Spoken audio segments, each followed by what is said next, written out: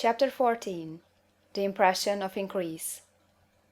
Whether you charge your vocation or not, your actions for the present must be those pertaining to the business in which you are now engaged. You can get into the business you want by making constructive use of the business you are already established in, by doing your daily work in a certain way. And in so far as your business consists in dealing with other men, whether personally or by letter, the key thought of all your efforts must be to convey their minds the impression of increase. Increase is what all men and all women are seeking.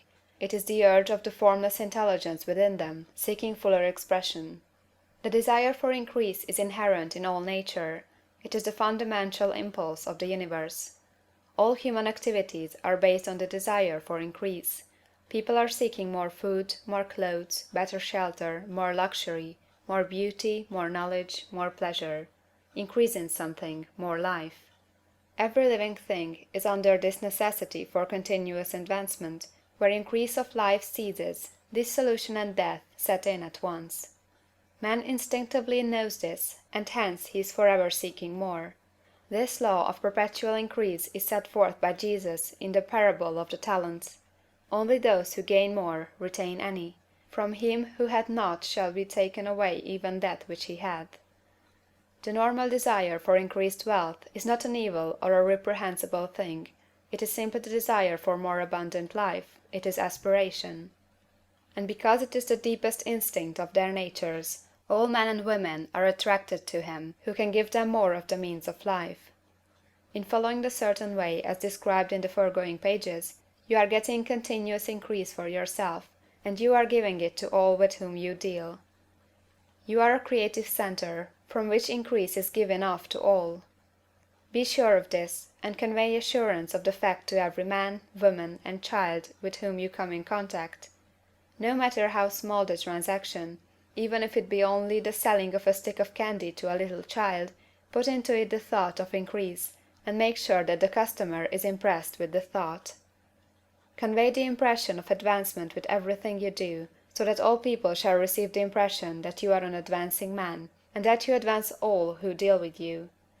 Even to the people whom you met in a social way, without any thought of business, and to whom you do not try to sell anything, give the thought of increase. You can convey this impression by holding the unshakable faith that you, yourself, are in the way of increase, and by letting this faith aspire, fill, and permeate every action. Do everything that you do in a firm conviction that you are an advancing personality, and that you are giving advancement to everybody. Feel that you are getting rich, and that in doing so you are making others rich, and conferring benefits on all. Do not boast or brag of your success, or talk about it unnecessarily. True faith is never boastful. Wherever you find a boastful person, you find one who is secretly doubtful and afraid. Simply feel the faith, and let it work out in every transaction. Let every act and tone and look express the quiet assurance that you are getting rich, that you are already rich. Words will not be necessary to communicate this feeling to others. They will feel the sense of increase when in your presence, and will be attracted to you again.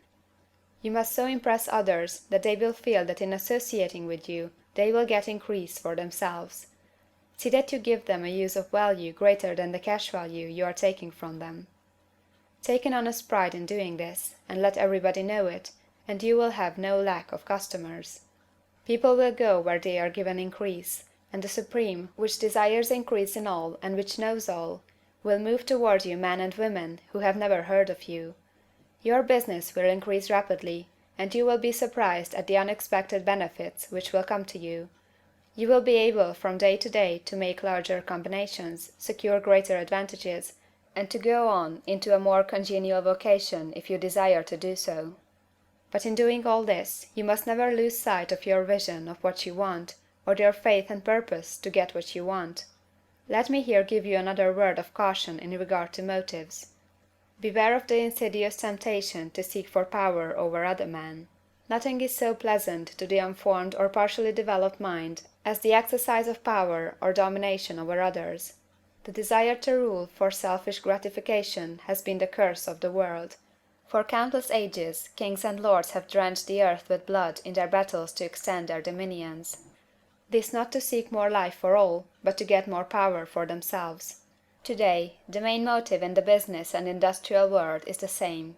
Men marshal their armies of dollars, and lay waste the lives and hearts of millions in the same mad scramble for power over others. Commercial kings, like political kings, are inspired by the lust for power. Jesus saw in this desire for mastery the moving impulse of that evil world he sought to overthrow.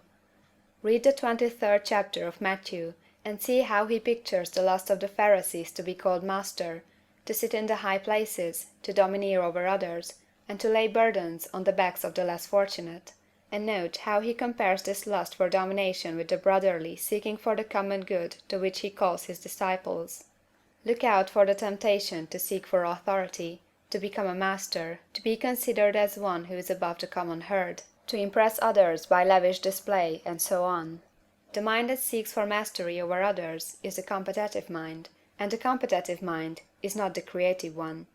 In order to master your environment and your destiny, it is not at all necessary that you should rule over your fellow men, and indeed, when you fall into the world's struggle for the high places, you begin to be conquered by fate and environment, and your getting rich becomes a matter of chance and speculation. Beware of the competitive mind. No better statement of the principle of creative action can be formulated than the favorite declaration of the late Golden Rule Jones of Toledo: "What I want for myself, I want for everybody." Chapter 14.